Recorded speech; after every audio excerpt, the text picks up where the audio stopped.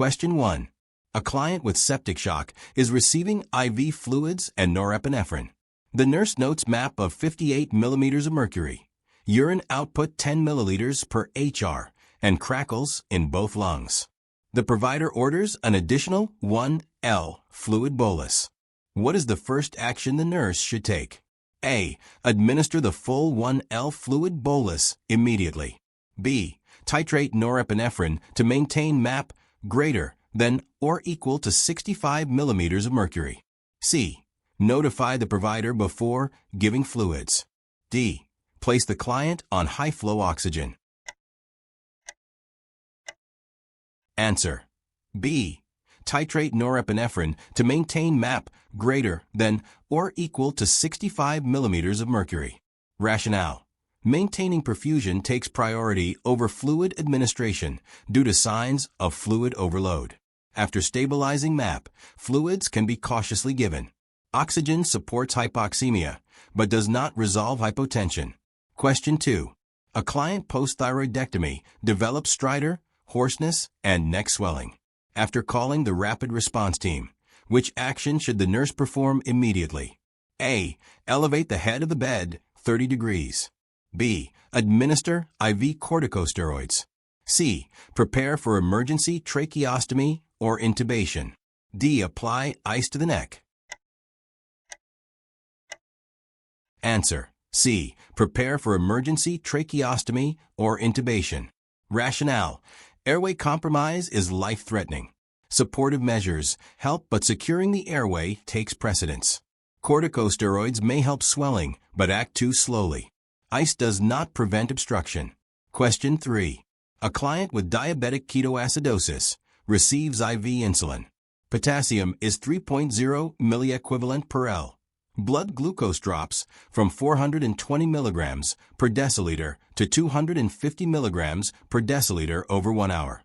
What is the nurse's first priority? A. Continue insulin at current rate. B. Administer IV potassium before continuing insulin. C. Notify the provider about glucose reduction. D. Hold insulin and monitor. Answer. B.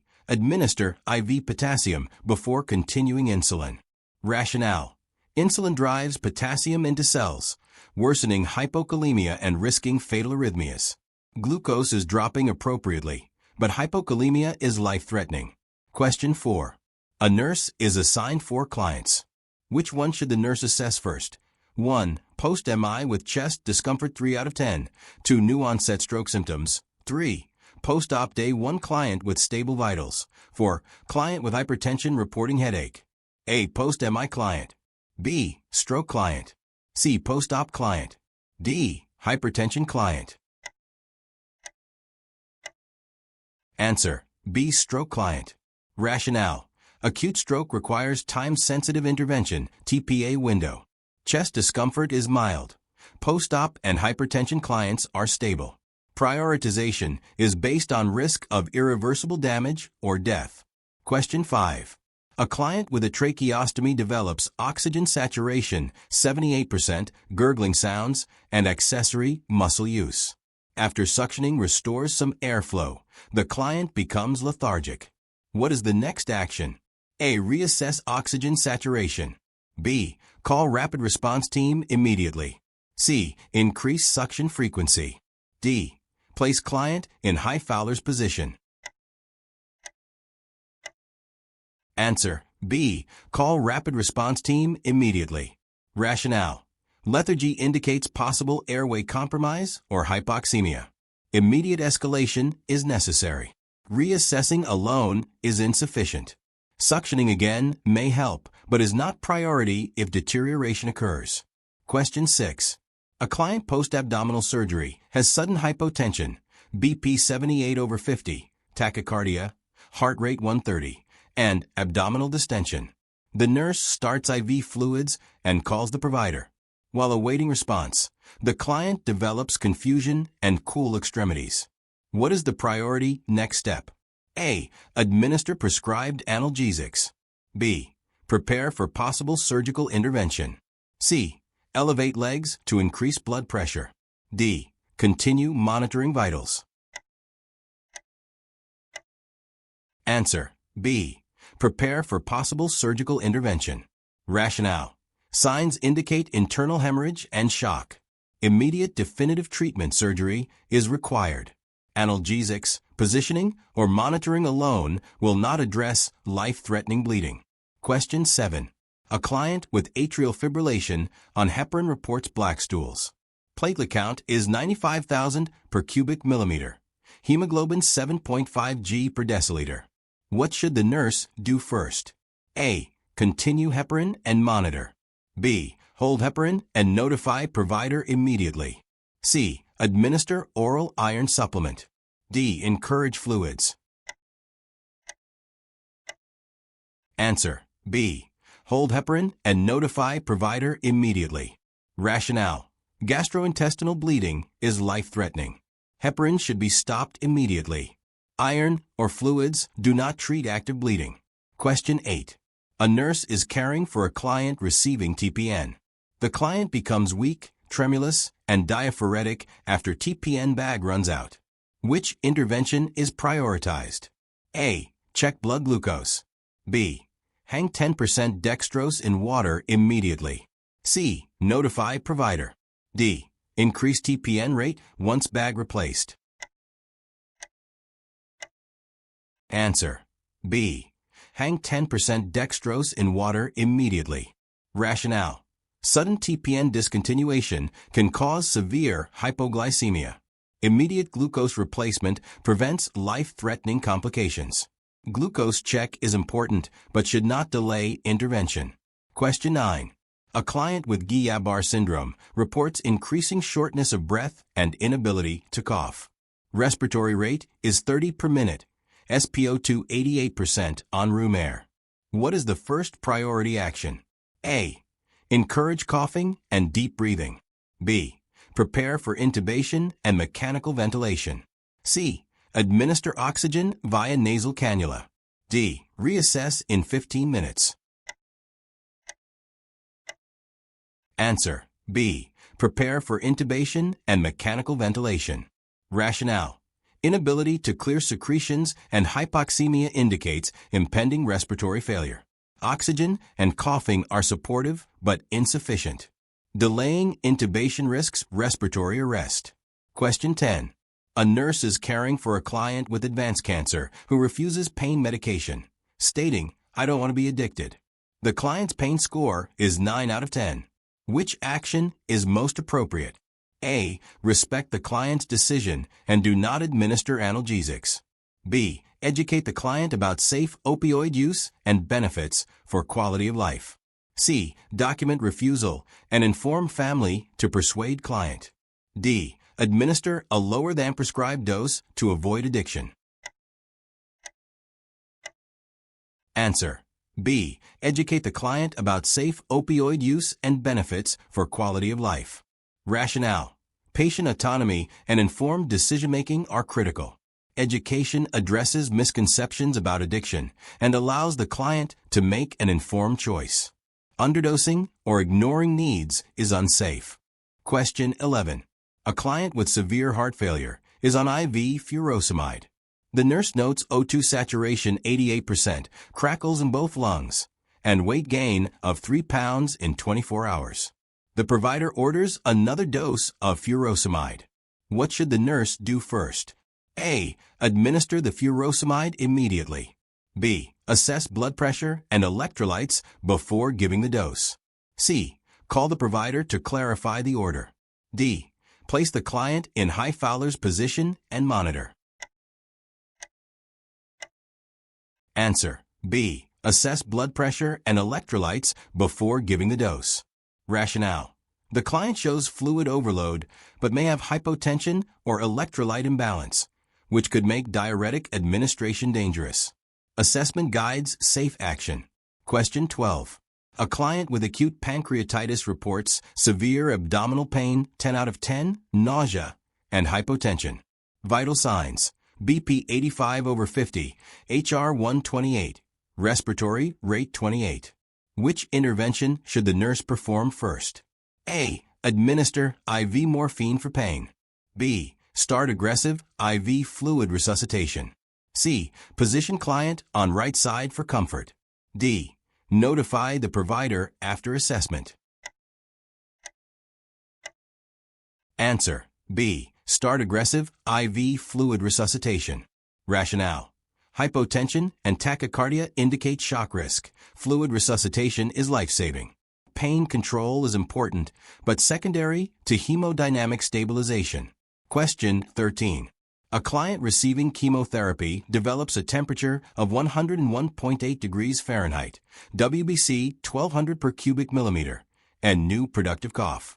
Which action is prioritized? A. Administer antipyretics and monitor. B. Collect sputum culture and notify provider immediately. C. Encourage oral fluids and rest. D. Isolate the client but wait for lab confirmation. Answer: B. Collect sputum culture and notify provider immediately. Rationale: neutropenic fever is a medical emergency. Rapid identification and antibiotics are critical. Antipyretics or isolation without treatment delays intervention. Question 14. A client with end-stage renal disease reports shortness of breath, confusion, and elevated BP after missing dialysis. Oxygen saturation is 85%. Which is the priority nursing action? A. Administer antihypertensive medication. B. Apply oxygen and notify the dialysis team urgently. C. Encourage oral fluids to reduce toxicity. D. Perform daily weight assessment. Answer: B. Apply oxygen and notify the dialysis team urgently. Rationale: fluid overload and hypoxemia are life-threatening. Immediate oxygen and urgent dialysis intervention are needed. Other interventions are secondary. Question 15. A client with a newly placed central line develops redness, warmth, and purulent drainage at the insertion site. The client is febrile at 102 degrees Fahrenheit. What is the first action? A. Apply a sterile dressing over the site. B. Draw blood cultures and notify the provider immediately. C. Remove the central line without further orders. D. Administer prescribed antipyretics. Answer: B. Draw blood cultures and notify the provider immediately. Rationale: signs of central line-associated bloodstream infection require prompt diagnosis and treatment. Removal or antipyretics alone do not address the infection source. Question 16. A client with pneumonia develops sudden confusion, hypotension, and mottled skin. Which intervention should the nurse perform first? A. Reposition for comfort. B. Initiate sepsis protocol and administer IV fluids. C. Administer prescribed antibiotics. D. Monitor vital signs every 15 minutes. Answer: B. Initiate sepsis protocol and administer IV fluids. Rationale: signs indicate septic shock. Immediate fluid resuscitation and protocol activation are life-saving. Antibiotics are essential but should follow stabilization. Question 17. A client with chronic obstructive pulmonary disease reports worsening shortness of breath, confusion, and oxygen saturation of 82% on 2L oxygen. What should the nurse do first? A. Increase oxygen flow to 6L per minute. B. Perform a focused respiratory assessment. C. Call respiratory therapy for nebulizer treatment. D. Reassess vital signs in 10 minutes. Answer: B. Perform a focused respiratory assessment. Rationale: immediate assessment guides safe oxygen titration. Increasing oxygen without evaluation risks CO2 retention. Rapid response or therapy can follow assessment. Question 18. A client with a new colostomy reports bright red bleeding around the stoma. Vital signs: BP 90 over 55, heart rate 125. Which action should the nurse take first? A. Apply pressure to the stoma. B. Notify the provider immediately. C. Prepare for IV fluid resuscitation. D. Document the bleeding in the chart. Answer: C. Prepare for IV fluid resuscitation. Rationale: hypotension and tachycardia indicate active bleeding and hypovolemic shock. Stabilization with fluids is critical while notifying the provider for further intervention. Question 19. A client on anticoagulation therapy presents with sudden onset of left-sided weakness and slurred speech. Vital signs: BP 180 over 100. What is the priority nursing action? A. Administer prescribed antihypertensives. B. Call the stroke code immediately. C. Obtain blood glucose level. D. Position the client supine. Answer: B. Call the stroke code immediately. Rationale: acute neurological deficits in a client on anticoagulation suggest intracerebral event. Rapid response is critical. Antihypertensives or glucose checks are secondary. Question 20. A client post-mastectomy refuses pain medication due to fear of addiction. Pain score is 9 out of 10. The nurse observes nonverbal signs of distress. Which is the best course of action? A. Administer half the prescribed opioid dose. B. Explain opioid safety and benefits for quality of life. C. Respect refusal and document only. D. Notify family to persuade the client. Answer: B. Explain opioid safety and benefits for quality of life. Rationale: education supports informed decision-making and patient autonomy. Underdosing or ignoring pain is unsafe. Family persuasion violates patient rights. Question 21. A client on a telemetry unit reports chest tightness and dizziness. Heart rate is 150 BPM, BP 88 over 54 millimeters of mercury. SpO2 91%. What is the first action? A. Administer prescribed antiarrhythmic. B. Place client in Trendelenburg position. C. Assess for signs of shock and initiate rapid response. D. Call the provider after documenting. Answer: C. Assess for signs of shock and initiate rapid response. Rationale: hypotension with tachycardia and chest tightness signals possible cardiogenic shock or arrhythmia, requiring immediate intervention. Antiarrhythmic or documentation delays action. Question 22. A post-operative client reports severe abdominal pain, nausea, and distension. Vital signs: BP 92 over 60, heart rate 128, respiratory rate 28. What is the priority nursing action? A. Administer IV opioids for pain. B. Notify provider and prepare for possible bowel obstruction intervention. C. Encourage oral intake. D. Reassess vital signs in 15 minutes. Answer: B. Notify provider and prepare for possible bowel obstruction intervention. Rationale: signs suggest postoperative complication, obstruction/ileus, with hypovolemia risk. Pain control is secondary to identifying and treating the cause. Question 23. A client with chronic kidney disease receiving hemodialysis develops sudden shortness of breath, jugular vein distension, and crackles. SpO2 is 85%. What should the nurse do first? A. Administer prescribed antihypertensive. B. Raise the head of the bed and apply oxygen. C. Call the provider immediately. D. Monitor vital signs every 15 minutes.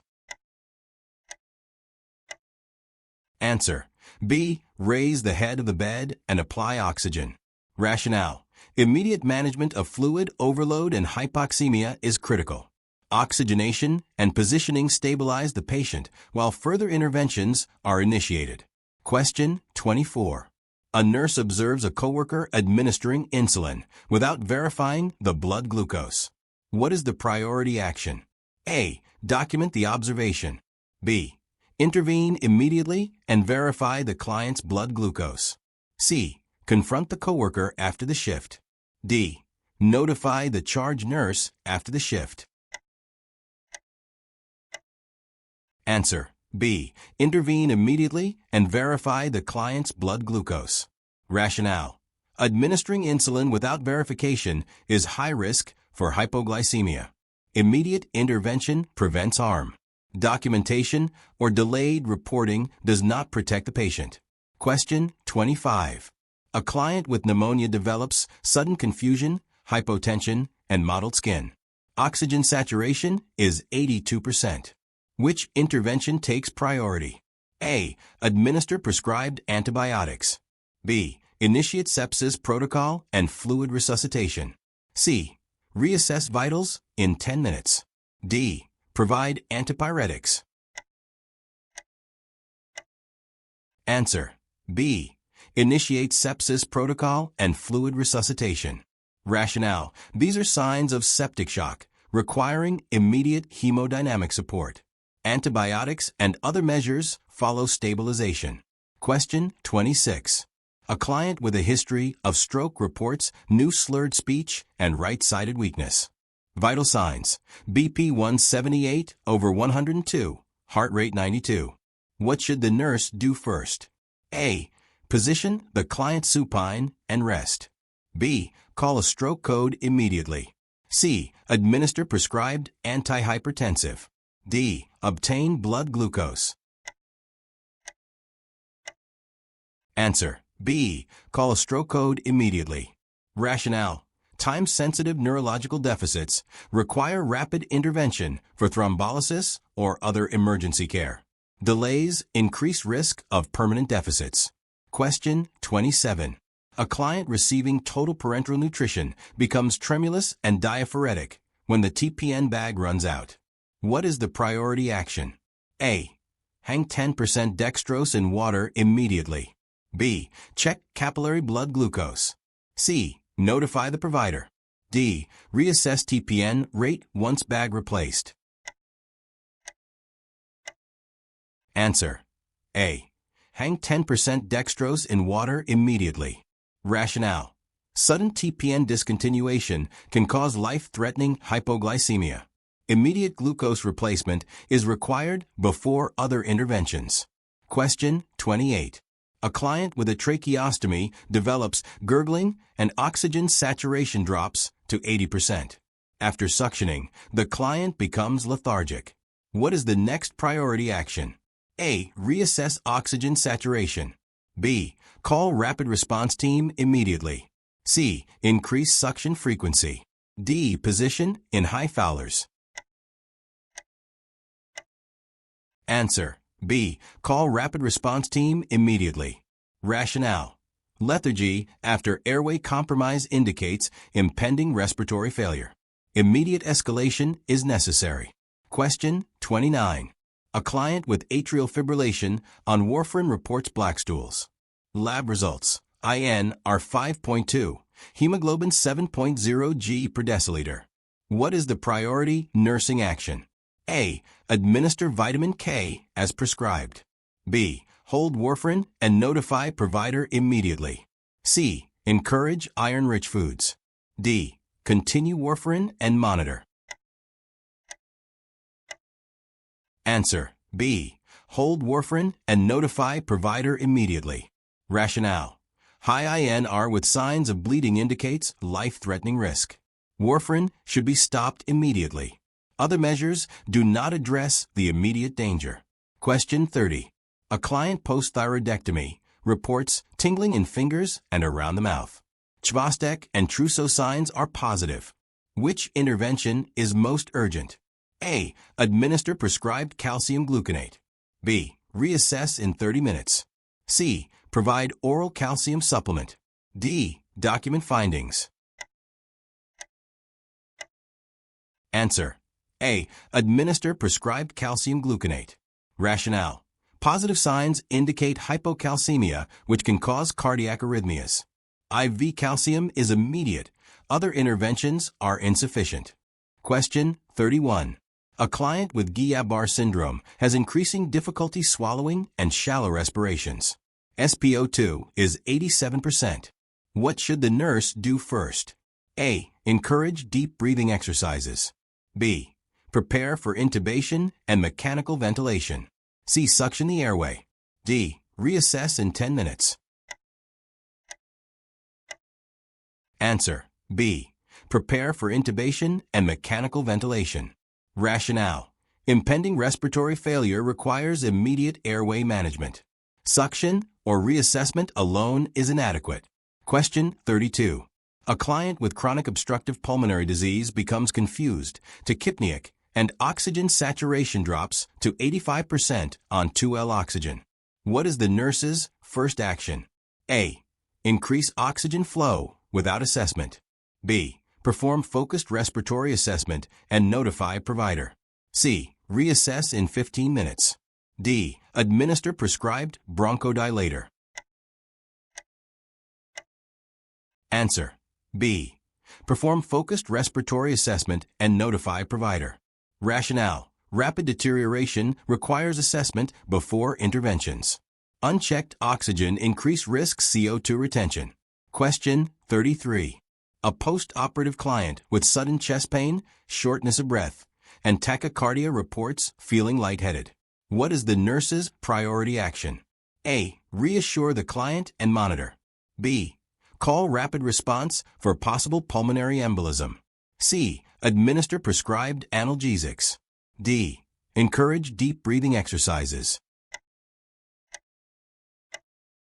Answer: B. Call rapid response for possible pulmonary embolism. Rationale: these signs suggest pulmonary embolism, a life-threatening emergency requiring immediate intervention. Comfort measures do not address the acute risk. Question 34. A client receiving IV heparin develops sudden shortness of breath, chest pain, and hypotension. What should the nurse do first? A. Administer oxygen and monitor. B. Stop the heparin infusion and notify provider. C. Document findings and continue monitoring. D. Administer prescribed beta blocker. Answer: B. Stop the heparin infusion and notify provider. Rationale: heparin-induced bleeding or reaction may be life-threatening. Stopping medication and notifying provider is the immediate safety step. Question 35.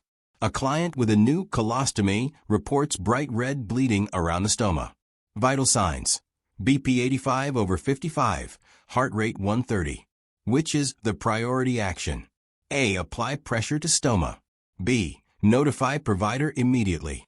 C. Initiate IV fluid resuscitation and monitor closely. D. Document bleeding in chart. Answer: C. Initiate IV fluid resuscitation and monitor closely. Rationale: hypotension and tachycardia indicate active hemorrhage, requiring stabilization prior to definitive treatment. Question 36. A client with a history of seizures is found unresponsive after a witnessed tonic-clonic seizure. What is the first nursing action? A. Place the client in supine position. B. Assess airway, breathing, and circulation. C. Administer rescue medication. D. Notify the provider. Answer: B. Assess airway, breathing, and circulation. Rationale: ABCs are always the priority in post-seizure care. Rescue medication or notification follows stabilization. Question 37.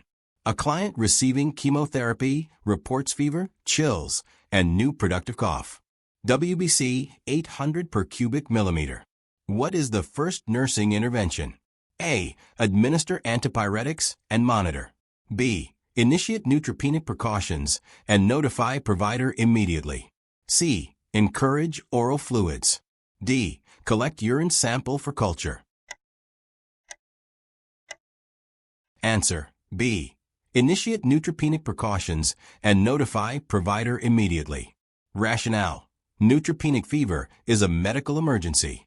Immediate provider notification and infection control measures are required to prevent sepsis. Question 38. A client with advanced cancer requests information about palliative care, but fears giving up. What is the nurse's best response? A. Palliative care focuses on curing your illness.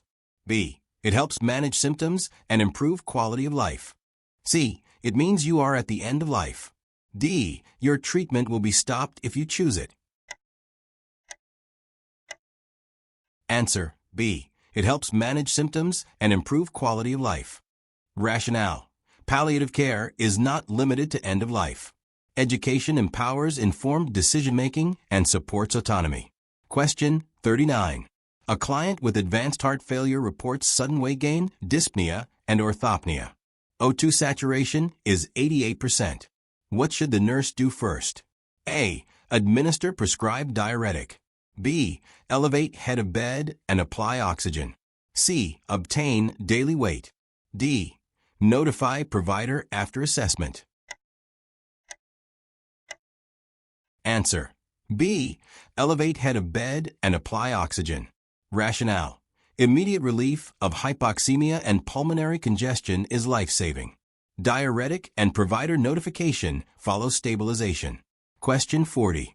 A client post-MI reports severe chest pain unrelieved by nitroglycerin. Vital signs. BP 82/50, heart rate 130. What is the priority nursing action? A. Reassess pain in 15 minutes. B. Activate rapid response and prepare for advanced cardiac interventions. C. Administer additional nitroglycerin. D. Place client in semi-Fowler's position. Activate rapid response and prepare for advanced cardiac interventions. Rationale. Low BP with ongoing chest pain indicates hemodynamic instability post-MI, requiring rapid escalation. Additional nitroglycerin could worsen hypotension. If you found this video helpful, don't forget to like, subscribe, and share with your fellow nursing students. Hit the bell icon so you never miss an update. See you in the next one. Happy studying.